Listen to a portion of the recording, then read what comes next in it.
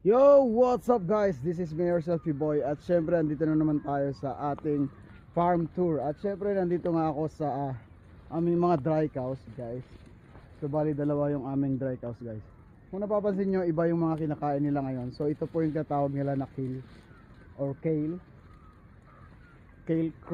crops. Ayan, so ito po yung crops na. So bali isang padak lang po yung crops namin.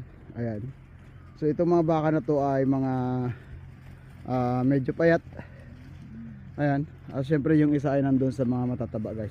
So ito yung mga springers natin for this season guys, for this coming calving last week of July guys. Ayan, so dyan sila galing sa damuhan. Ayan, sa kabilang padak yung grass.